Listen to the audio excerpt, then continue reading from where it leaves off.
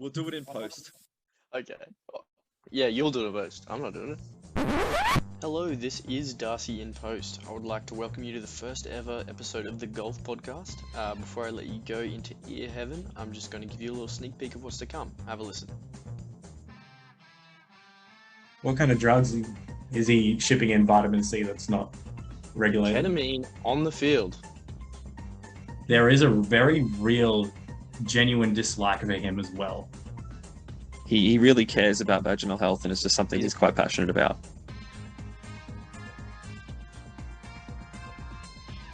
No, you will, I because will. and you know what? This is a good time.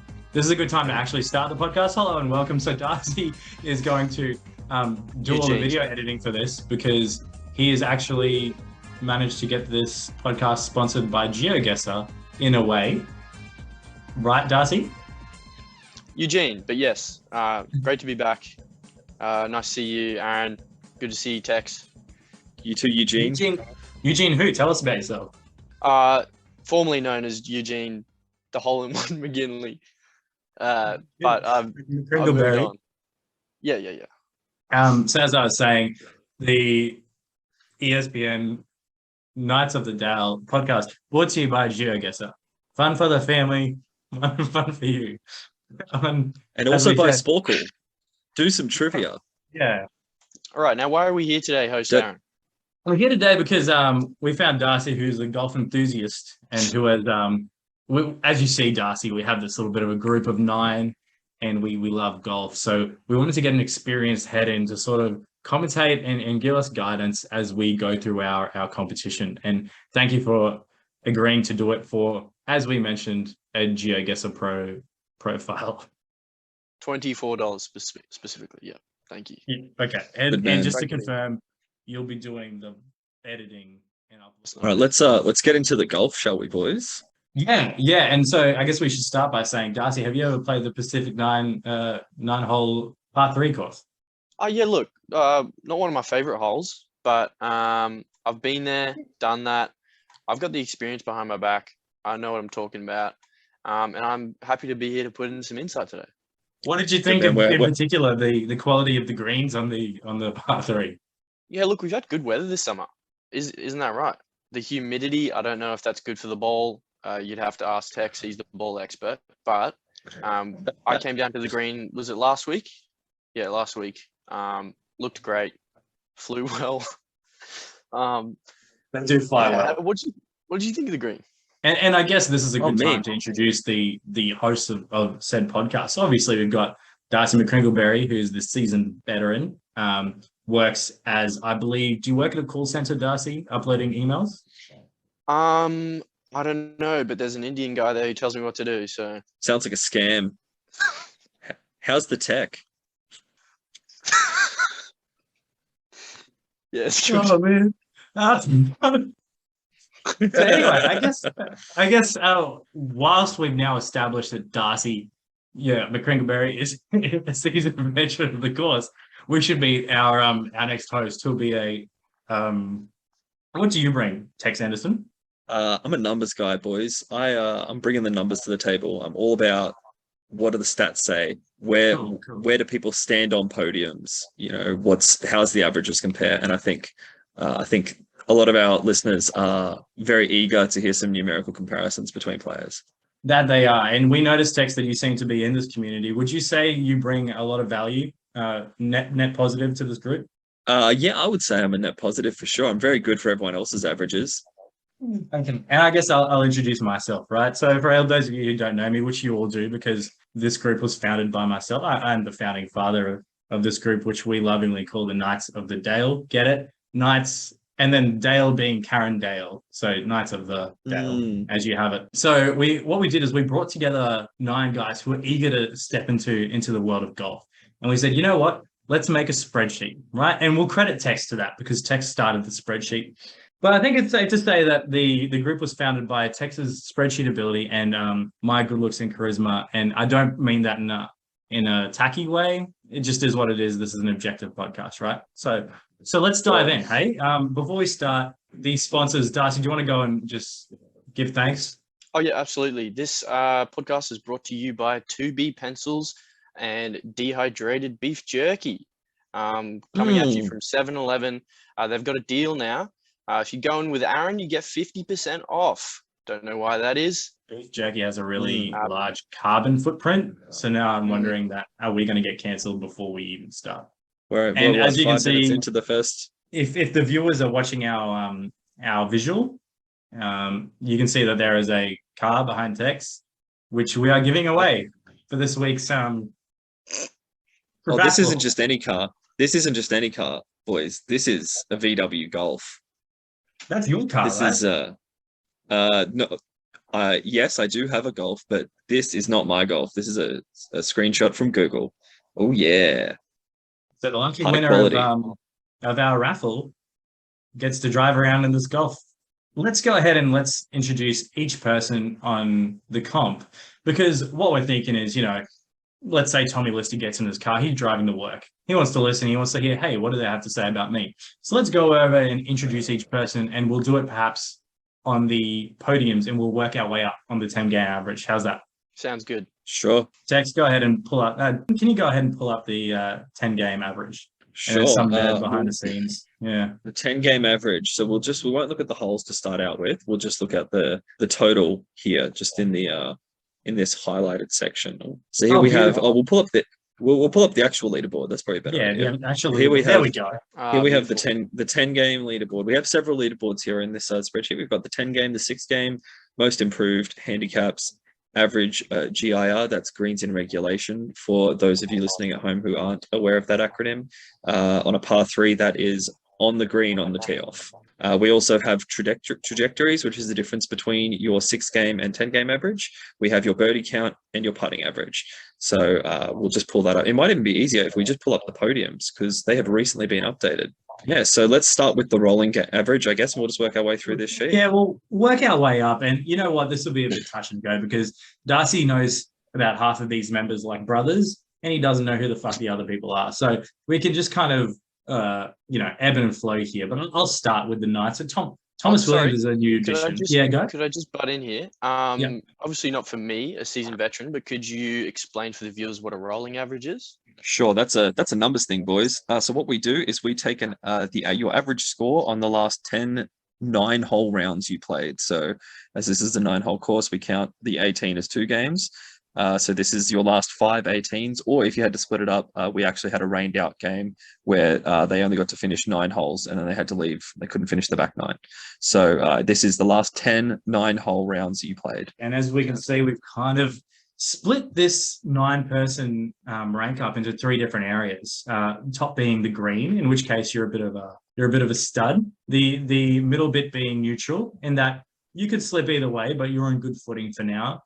And the bottom bit being the red zone, what we call the red zone, right? And Tex, what do we say about people in the red zone? For looking at the people in there, I'd say that a lot of them have just had a couple of bad games, and it happens to the best of us, boys. So I guess we'll skim over this. Ninth place is Thomas Williams, new additions to the group, has some new sexy clubs. And Darcy, have you ever watched Toy Story? I have 1, 2, and 3. Okay, Toy Story 1. Think that the kid who used to torture the toys. Yeah. His name was Sid. Tom kind of looks like Sid, but he's not malevolent. He's a good guy. He means well. He does mean well, right? A really nice dude. As I said, looks like Sid, but is a very sweet guy. Still mean with the poisons in his room. Going straight up to 8 is someone that you guys will know very well, and someone I know very well. Damon Nevis coming up with 44 on the 8th place. So what do we know about Damon Nevis, boys? Not much. I haven't seen him on the course lately. It's been a while since his last game. Yeah. But yeah, no, he's good. He's a solid player. He's posted a 44, but it's still he doesn't have as many games contributing to his average as everyone else, so it's a much less accurate picture. So he could definitely swing pretty hard once he's posted a few more games. Rick Barry, what's your take? Look, I know Damon, not the sharpest tool in the shed, but he gets the job done. He goes down there, he puts metal on ball. That's what he's known for. He goes down there, he puts in the effort. I haven't seen him personally, but I've heard he's done the job. So you're saying he has really good application? Yes, absolutely. I can also confirm, just there's been a lot of rumors buzzing. I can't confirm. Damon was in speech therapy up until he was 12 years old. And wow. to see him in there on his profile. Yeah, as you can see, it says you wouldn't know though. You wouldn't know because when I hear Damon speak, I think, here is a man who has had no speech therapy and desperately needs it. And you might think at home, hey, this is a bit of a cheap shot. This guy is in eighth, who's barely here. And you say, hey, he has need of speech therapy. And it turns out he actually has already had seasoned speech therapy. But that's neither here nor there. I'm not really sure why on the rolling average, he's got an asterisk with speech therapy next to his name. Not relevant to golf, but it's there for a reason, and I'm sure we'll figure out why. So let's move on to seventh place, the top of the red zone. Who have we got here, McCrinkleberry? Tex Anderson with a 42.17. Tex, tell us what your real name is, brother. I'm not gonna. I don't think that's necessary. Don't dead name me. It's 2022. Why did you choose to identify? Because there's a lot of mail coming in. Our viewers are sending in mail, and there's some people saying they know your real name. They probably do. I make no secret of my real name. It's a nickname I picked up at the age of 15 on my first week of boarding school, and it has stuck for the last 15 years or so. So it's just what I go by. But my real name, for those at home who don't know yet, is actually Jake. But okay. We'll stick to text for the podcast. Yeah, fair enough. Look, Darcy, I'll take this one, right? I'll comment because I have seen more golf from Tex than most people would in a lifetime. And I will say, great guy to play with, good energy, really, really brings you up on the course, and a great putter, right? Now, if you just look down on putting average, he was winning it last week. We'll get to that person who's taken over, but Tex is a fantastic putter. Wouldn't you say so, Tex? Sure. I think I do pretty well on the putts. I've made an effort to improve myself in that area, and it has paid off. Beautiful, beautiful. Now, just in terms of things outside of putting, let's step into that zone, hey? Self-assessment? Look, I think we'll get to that when we get to green in regulation. I think that'll be a very clear picture in terms of how the rest of people's games are. You know, we're looking at the overall here, then we'll move to the putting, and then we'll move to everything else. Yeah.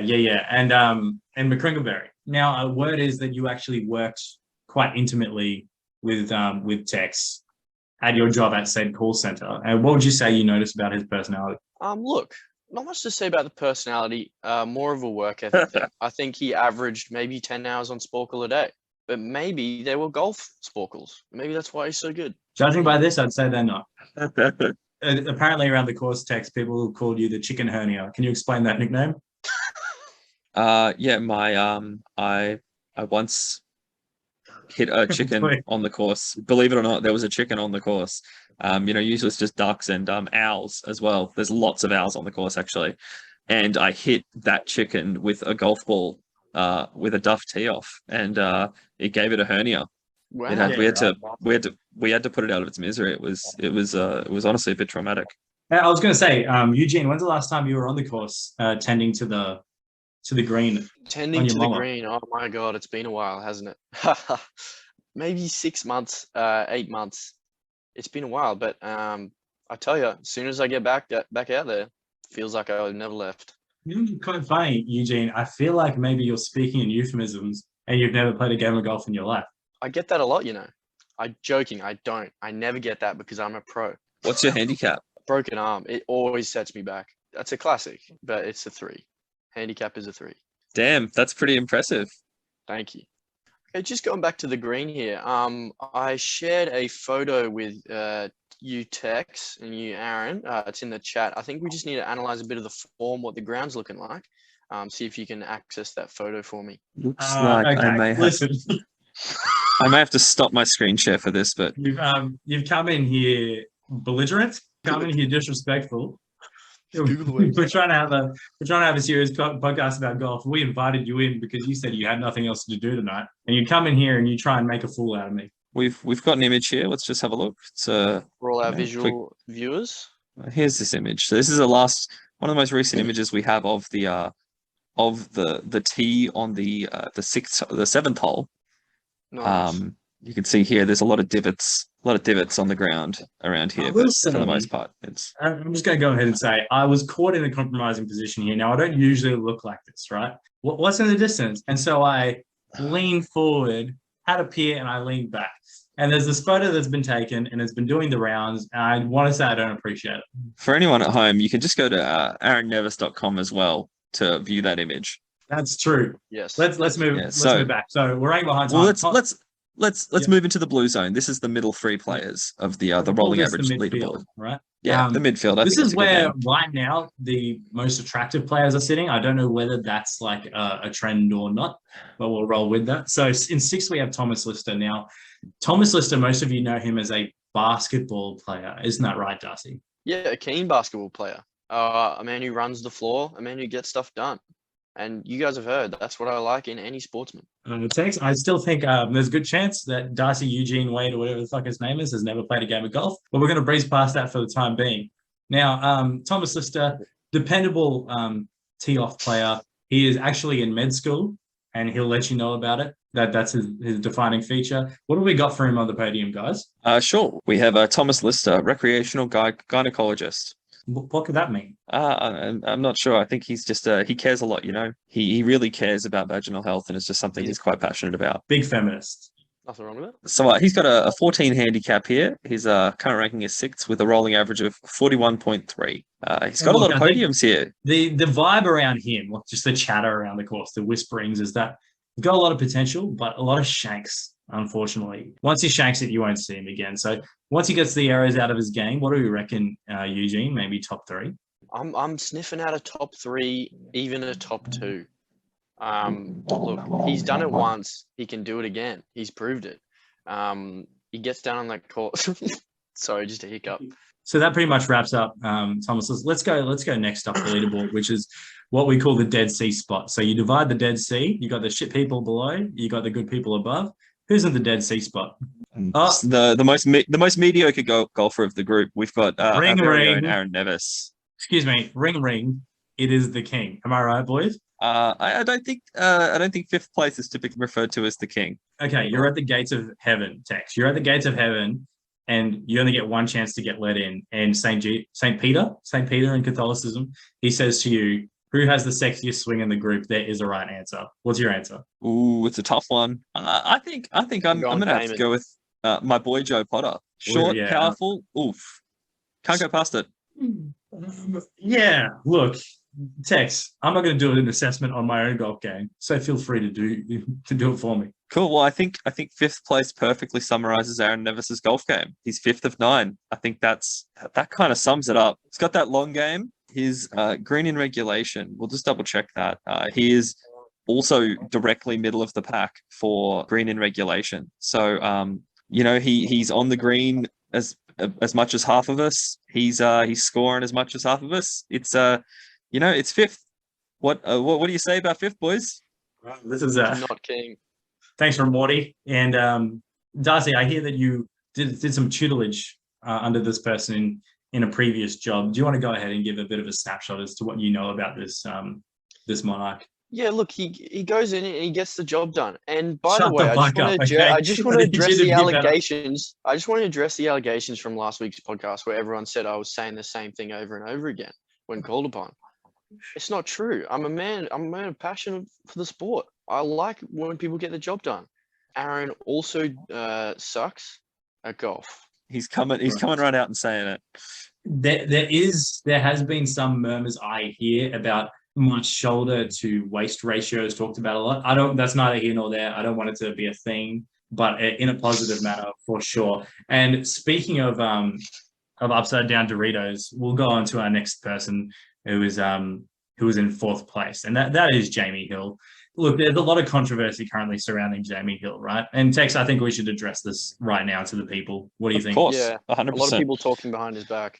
Yeah. And look, I do want to say there's a layer of banter that Jamie has been copping. And Jamie, if you're on your way to the nursing home on Monday morning for work, I do want to let you know that this is coming to your live. So this wasn't prepared. This isn't meant to be scandal, but news is news. So there is a lot of banter headed towards Jamie about the fact that his tee off time is about 6 times longer than the next person, right?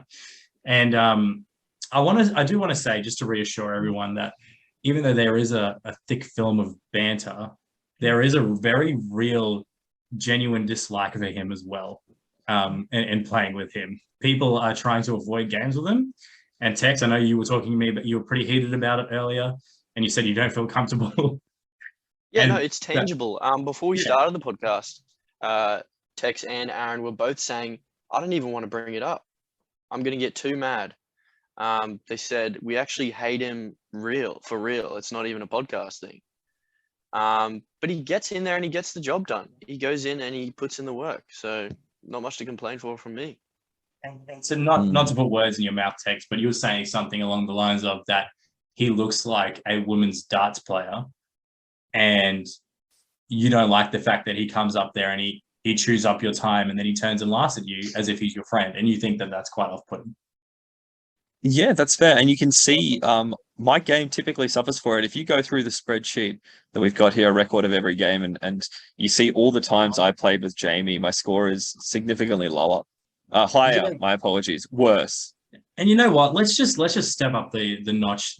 Put our foot on the pedal and up the gas here, right? Tex, is there something you'd like to say to Jamie right now? Well, I'm just checking. I'm just going to go quickly have a look here. As you can see in the game sheet here, boys, I'm just checking out the last time Jamie and I had a game together, so that we can, suss out how badly I performed. So, I'm not seeing a game with Jamie. Would you look at that, boys? I somehow have yet to pair up with Jamie, so I guess it doesn't affect my scores as much as I thought. And would you say that's intentional? Yeah, 100%. Like, no, not even. It's for me. For me, it's not a golf thing. For me, I've Completely met Jamie personal. I once or get it. Yeah. twice. Yeah. I'm sure I wouldn't mind someone with longer tee off times. That's not an issue for me. All right, let's move on to our next. Well, player. actually, hold on there, Darcy, because sorry, yeah. just before we get into the real meat and potatoes players, because that's what we all want to talk about, the big three. We do have to run through our very new sponsor that we only locked up this afternoon. Darcy, if you want to take everyone through that quick tidbit so that we can get paid. Yep, and that sponsor was. Sure. Yeah, that was we were sponsored by Winfield Blue for Kids. The next big children's craze is cigarettes, boys. Get behind it. So we're now, all three of us are legally obligated to say how much we love watching children smoke. We do have to apologize because we actually had two sponsors lined up. One of them had fallen through minutes before the podcast, and that was Paul's Full Cream Milk. And they said that they were happy to give us the sponsorship on account of that we provided our photographs to see that we were in line with the brand. So Tex and I sent our photographs in. That was fine. Eugene has gone ahead. He sent his photographs to Paul's, and they've come back and they've said, look, unfortunately, this, that, and the other, this small child does not align with what we consider to be someone who is healthy and drinks full cream milk. They did tell us that they had a contact at Zimmel or some kind of nut milk. They reached out to me as well. They said, we're just not a full cream podcast. Like, it's simple as that. I think maybe they thought we were kind of a low fat kind of deal. Maybe they saw Aaron's social media posts, or he was a bit of a pussy or something. They said we just weren't full cream material. And they actually thought I was geeing them up a little bit. They some would say we got homogenized and we're out of the biz. So back to the beef jerky, 2B pencils, and smoking for kids. Yeah, that's right. And we do just want to apologize to Paul's as well. I think they thought we were, because we're a humorous bunch, they thought we were taking the piss out of them.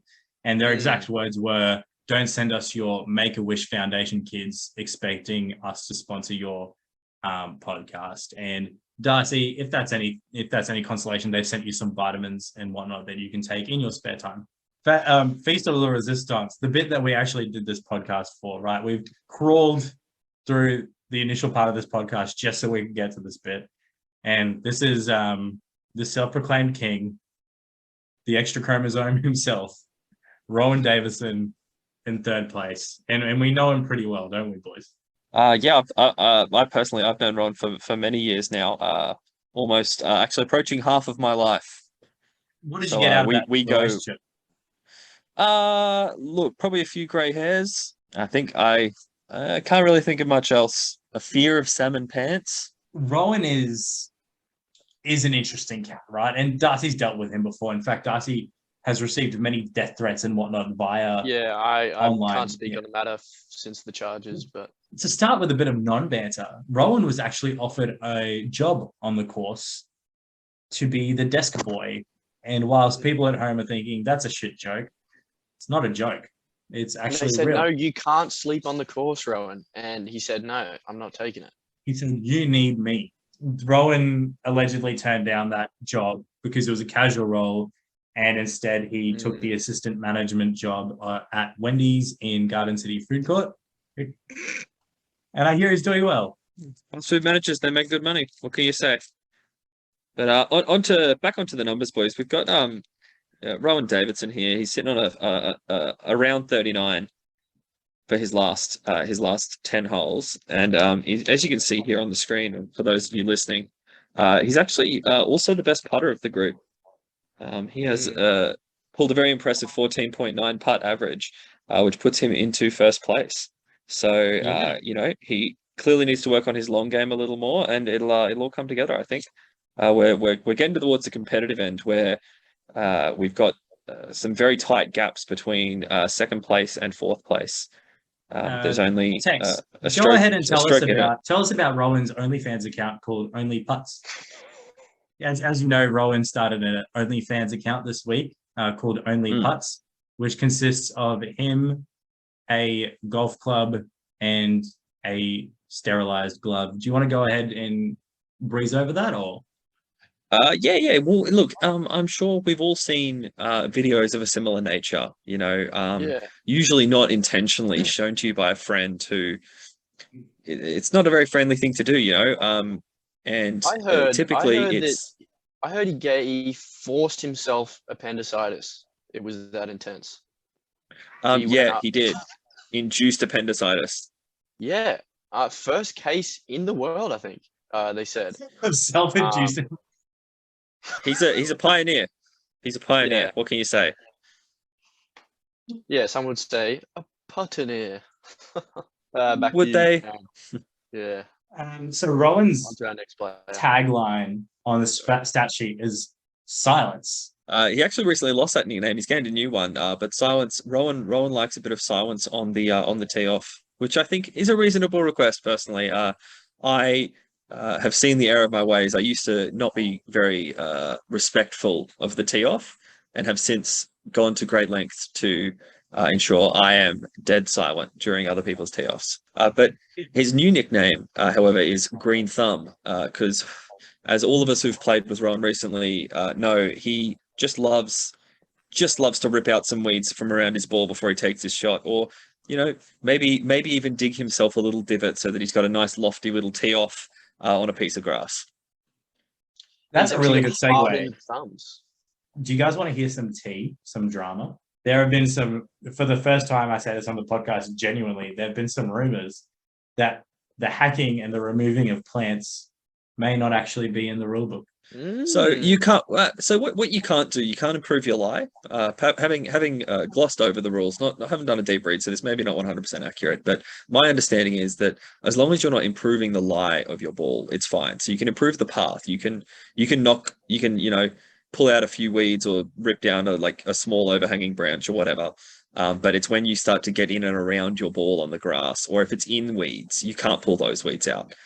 Anything touching the ball is off limits. We've got a bit of a Jason Bourne. We've got a mole amongst the ranks, and he's sending in some tips. He believes he is improving the lie. Let's just see how it goes. And with that, I think we'll move on up the ladder now to our second place. A bit of a wild card here. That's Mr. Joe Potter. So he's sitting pretty on 38.33 average for his 10 game, and he came in and no one was expecting him to be as good as he was. He posted a really good first game, and there was talk of whether it was a fluke or one off, or if he actually had the cojones to pull it off again. And he's been consistent. He's sitting, I believe he now has his 10 games on the board.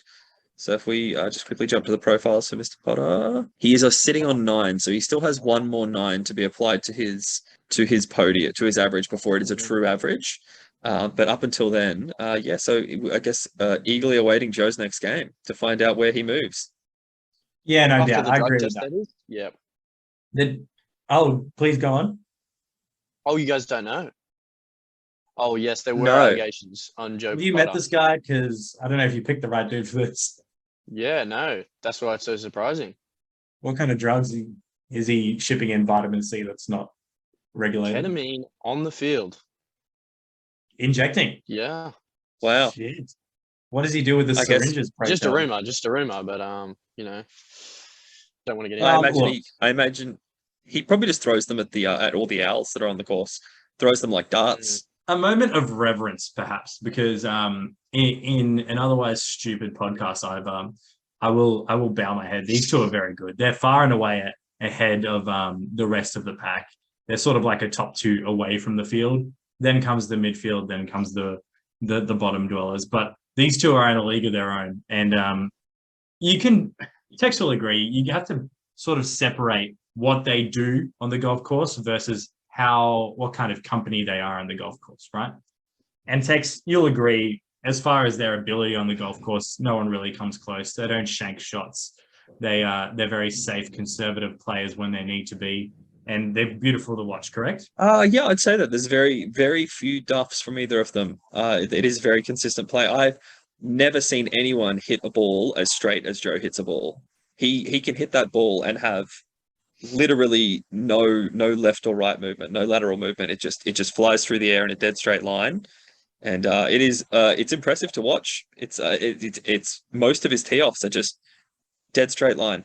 And you know what I'll I say? will say I that. don't. Yeah, you no, go. no, I will say actually. Hmm. I don't say this about many players, but he comes in here and he just gets the job done. He goes in there and he puts in the work. I don't. What does he This do is a that's quality different to to me the in a pack, player. Gus? He comes What sets in, him he apart? puts in the hard yards.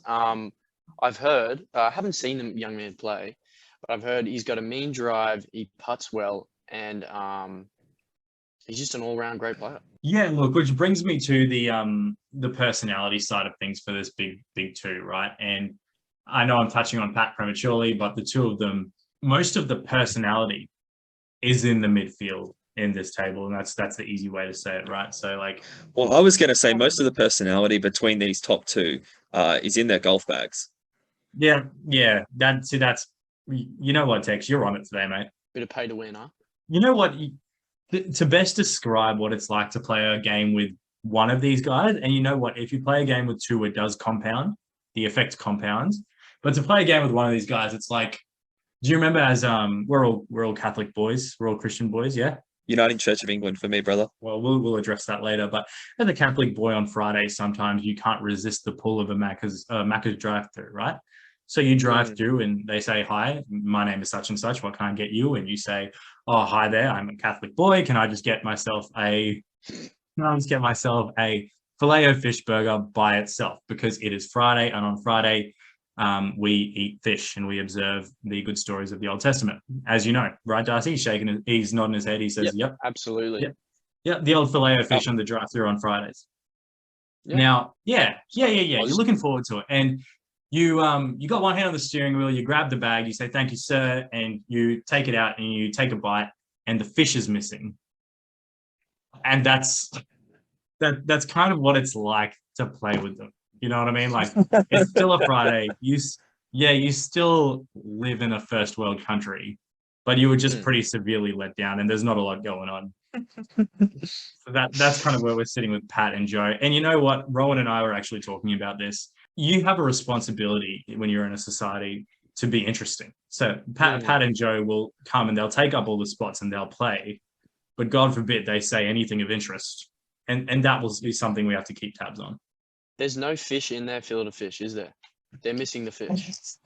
It's a fillet of fish, but there's no fillet of fish in it. So it's just it's not it's missing its namesake. You know, there's nothing there. Yeah, it's just a fillet. Yeah, you go for an already underwhelming burger and you take a bite, and literally the only ingredient is missing. That's kind of what I'm getting at here. Yeah, right. Okay. Every now and then, Pat will send a message to the group and be like, "Oof, guys, gonna rain on Saturday. Thanks, man." On to our next player. The king. Ring a ding ding. This is the king. Yes. We have top of the ladder here. We have Mr. Patrick Ortega. That is he's sitting on a 35.4 average, not quite a full 3 strokes ahead of second place. And let me tell you, folks, Mr. Ortega has never been knocked from this slot on the ladder.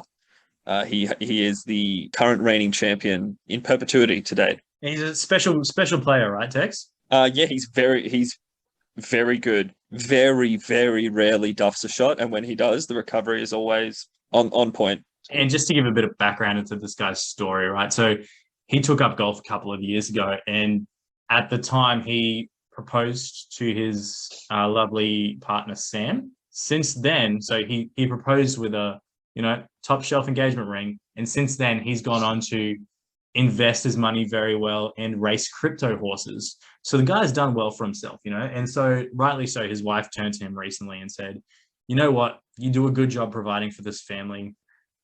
You're a fillet of fish sometimes, but you do a good job providing. And for this reason, I want to bequeath on you a gift." And this is real. This isn't banter. And she gave him a custom-made Microsoft Word golf voucher for an undisclosed amount.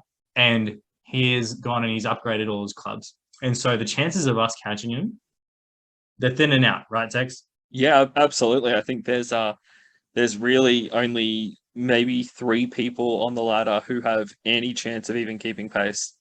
Fuck you. Who are those 3? The 3 people below him on the ladder.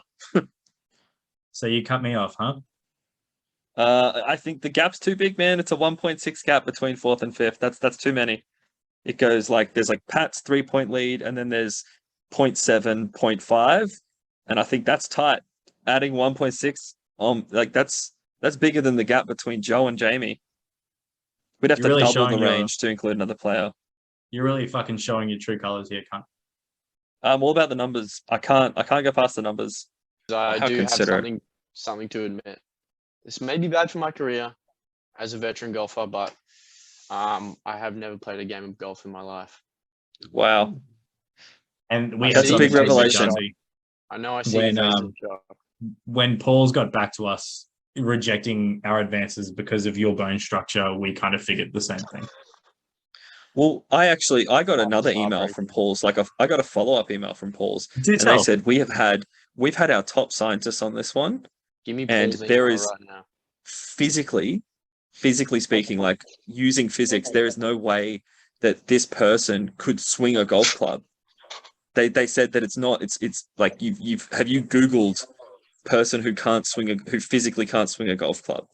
Did Paul say Because this? they did. They said they showed me a simulation where it would literally and he swung the golf club and it hit the ball and it just stopped. It bounced off because he hadn't swung it hard enough. On that show, Sports Science? Did they do kind of Yeah. And so he swung the right. club down. He lifted it up about 1 foot away from the golf ball, and he swung it as hard as he could, and it hit the golf ball and it just stopped. It wasn't swung hard enough to move the ball from the tee. Yeah. And the last line on my email was, "Get that kid on an IV drip ASAP." Taking a look at him, there's a good chance he has early onset leprosy, and I avoided that because I see you eat well, right? I think you probably should have told me that. You've Yeah. been told you look like Cillian Murphy, right? Oh yeah, no, they sound very handsome. You don't know who Cillian Murphy is? No, he's very handsome. Maybe you don't think he's handsome. I think he's handsome.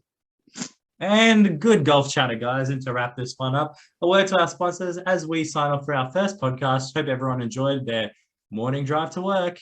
Brought to you once again by Vicks Lube. Spicy. They make lube now. Eucalyptus lube. Spicy. And Darcy, our remaining sponsors. Oh yes, of course. Brought to you by hang on, they've just sent me an email now. No. Paul's trying to get back. Did they say their stock price is tanking since this happened? Did they say they found their new spokesperson for their line of dairy-free milk? Yeah, they just sent me an X-ray. It's just, oh my god, I don't have any bones. Okay, now actually, brought to you by Crayola. Eat them, draw with them. Brought to you by Crayola. Darcy just looked around his room and saw his Crayolas, and he was like, "You know what? There is an opportunity here." I have a real sponsor, guys. As you can see here, this hat here by Breath Performance is founded and is a startup currently by Thomas Williams, our one of our members, and he's circulating his merch. He's all about high performance, high competition, and getting the best results. So if you want a performance item from the person who's coming last in the comp by more than I can say, feel free to jump on our website at www.knightsofthedale.com and we'll see you next week.